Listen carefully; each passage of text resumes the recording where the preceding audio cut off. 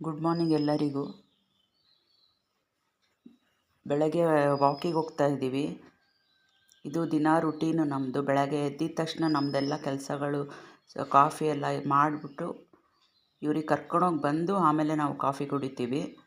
ಬ್ಲೇಸಿ ಅಂತೂ 5:30ಗೆಲ್ಲ ಬಂದು ನನಗೆ ಎದ್ದೇಳಿಸ್ಬಿಡ್ತಾಳೆ. ಯಾಕಂದರೆ ನಾನು ಎದ್ರೇ ಅವರಿಗೆಲ್ಲ ಬೇಗ ಬೇಗ ಕರ್ಕೊಂಡು ಹೋಗೋಕ್ಕಾಗೋದಲ್ವ. ಹಾಗಾಗಿ 3 ಜನಕ್ಕೂ ಒಬ್ಬೊಬ್ರಿಗೆ ಇಟ್ಕೊಂಡು 3 ಜನನೂ ನಾವು ಹೋಗ್ಬಿಡ್ತೀವಿ. ನಾನು, ನಮ್ಮ ಮನೆಯವರು, ನನ್ನ ಮಗಳು.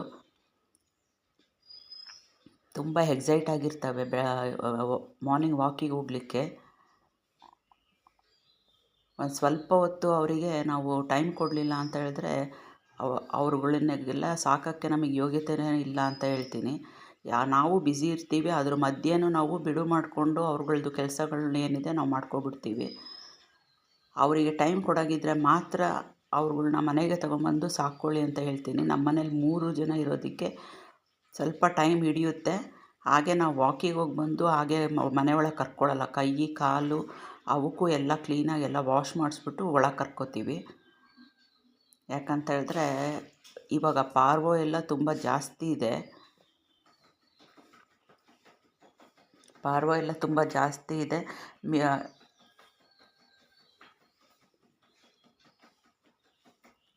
ಎಲ್ಲ ಕಡೆ ಮೂಸಿರ್ತಾರೆ. ಹಾಗಾಗಿ ಮೂತಿಗಳನ್ನ ಎಲ್ಲ ತೊಳೆಸ್ಬಿಟ್ಟು ಒಳಗೆ ಕರ್ಕೋತೀವಿ.